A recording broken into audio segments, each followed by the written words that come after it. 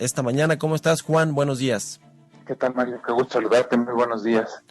Igualmente, Juan. Oye, pues mira, el peso fortachón, ahora sí que citando las palabras del presidente Andrés Manuel López Obrador, se ha apreciado con respecto al dólar en las últimas jornadas, lleva ya varias jornadas con un buen desempeño. Este tema tiene que ver con que pues el dólar más bien a escala global con respecto a muchas otras monedas pues está depreciando.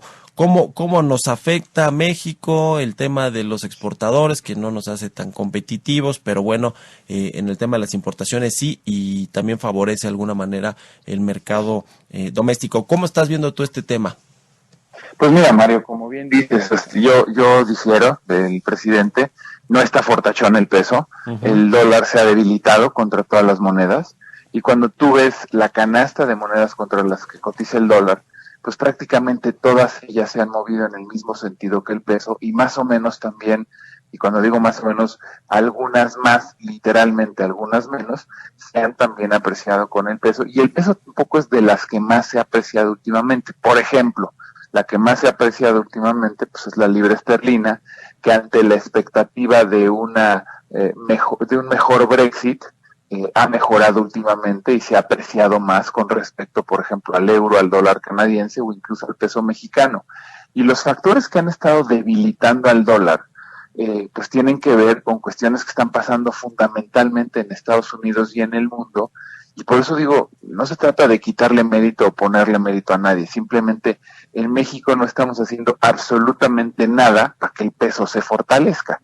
O sea, no estamos mandando ningún tipo de señal correcta localmente y a la cual se le puede atribuir este reciente fortalecimiento. Entonces, una vez analizado qué es lo que está pasando y que evidentemente es más bien un debilitamiento del dólar, te diría yo que, pues por un lado tiene que ver esta tregua comercial que existe ahorita entre China y Estados Unidos, ha contribuido, ha ayudado a que el dólar se deprecie.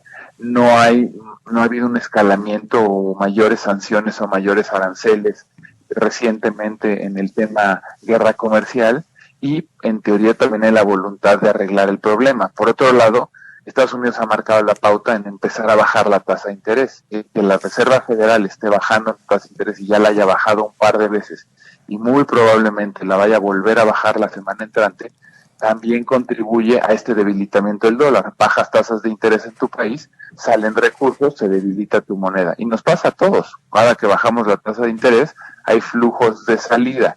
El que ha marcado la pauta en esto es la Reserva Federal, y ahorita que las tasas están al 2 y que la semana entrante se pueden ir al 1,75, el mercado ya anticipa, ya descuenta ese efecto de que la tasa va a disminuir. Y por último, te diría que el debilitamiento de la economía norteamericana, Ujú. más no la recesión, ningún tipo de crisis, yo no lo veo así. Yo creo que la economía norteamericana está fuerte, está muy bien, está sana, simplemente está desacelerando con respecto al año anterior, Ujú. pero también cuando tu economía desacelera, tu moneda naturalmente puede depreciarse, puede debilitarse, ¿no? Cuando tú revisas lo que estamos viendo aquí en México, en donde no hay ningún solo proyecto verdaderamente importante de infraestructura, cuando no estás recibiendo inversión extranjera, cuando la iniciativa privada global y localmente está frenada literalmente a la inversión, cuando estás creciendo al 0,3%, cuando ves el clima de inseguridad y de impunidad y la falta de estrategia en materia también de la misma seguridad, bajar los números de turismo, prácticamente todos los sectores están, bueno, el sector industrial está creciendo negativo y todos los demás sectores están verdaderamente mal, pegados al 0%, pues no hay nada para pensar que aquí algo se está haciendo bien y que el peso se está fortaleciendo. Entonces, claramente, como te digo, es ante una coyuntura global y razones del exterior que han provocado un debilitamiento en general del dólar contra todas las monedas. Sí, la gran pregunta aquí yo creo es si efectivamente es sostenible este bajo nivel que tiene la cotización del dólar con respecto al peso, a la moneda mexicana, porque hay analistas que ven al revés el asunto hacia finales del año, incluso hay quien lo ve por arriba de los al dólar por arriba de los 21 pesos hacia finales del año, y analistas bastante serios que han pronosticado ya anteriormente las subidas o bajadas del dólar con respecto al peso. Entonces, creo que con lo que nos cuentas queda claro, Juan Musi, que no es sostenible este fortalecimiento, entre comillas, del peso frente al dólar, y que más bien obedece al tema internacional. ¿Tú cómo ves? Digo, tú ya sé que no eres como tal el analista ahí de el tipo de cambio, pero tú coincides, digamos, con esta visión de que hacia finales del año la moneda mexicana más bien va a debilitarse con respecto al dólar. No, o sea, no creo que en el corto plazo se fuera a 21, te voy a decir. Si yo creyera que eso va a pasar, agarraría dinero mío y prestado y todo lo compraba ahorita en dólares a 19, 12, para que cuando llegara ese momento en diciembre los vendiera a 21 en diciembre. No lo creo, sí creo que tienen razones para subir, y sí creo, porque al final me dedico a administrar portafolios y es una de las variables que veo, que es un momento oportuno para comprar dólares, y alguien que tiene la intención de conformar un portafolio de inversión patrimonial o una empresa que tiene una actividad muy vinculada a los dólares, es un buen momento para o comprarlos o hacer coberturas. Yo no necesariamente estoy viendo una devaluación en el corto plazo. Lo que sí creo que es insostenible y me da mucho miedo, y ya lo empiezo a ver, es que si este gobierno no cambia su manera de administrar, de actuar y de llevar a este país en el largo plazo, lo que sí veo insostenible es que en un año o un año y medio, si seguimos creciendo a tasas tan mediocres y aquí no pasa nada, sí puede llegar a haber un momento de un brinco en el tipo de cambio abrupto, no tan rápido como diciembre, pero sí creo que esto es insostenible y eventualmente lo vamos a ver reflejado en el tipo de cambio. Sí, finalmente, Juan, ¿cómo ves las perspectivas del próximo año, del 2020? Porque en el contexto internacional se está configurando ahí un tema de desaceleración económica. Hay quien dice que probablemente Estados Unidos sí caiga en recesión hacia finales del próximo año. Ya vimos lo que está pasando en Alemania con esta recesión técnica que sufrió esta economía. Es decir, como que hay el tema del Brexit, por cierto, muy importante. O sea, hay cosas en el contexto internacional que podrían complicar obviamente a México en el contexto ya doméstico, local, y sin embargo en los criterios de política económica que mandó Hacienda al Congreso del paquete económico del próximo año, pues está un crecimiento promedio de 2% y un tipo de cambio de 20 pesos. Es decir, tú ves estos dos variables, digamos, coherente con el escenario del próximo año. No, porque yo siento que en términos generales el paquete económico es sumamente optimista.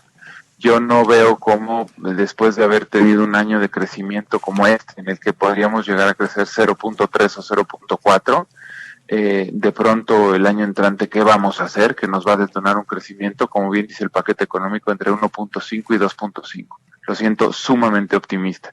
Y es ahí donde te digo que es insostenible el que las variables macroeconómicas, tipo de cambio, tasas de interés, inflación, etcétera, se mantengan relativamente estables cuando vuelvas a tener un pésimo año de crecimiento.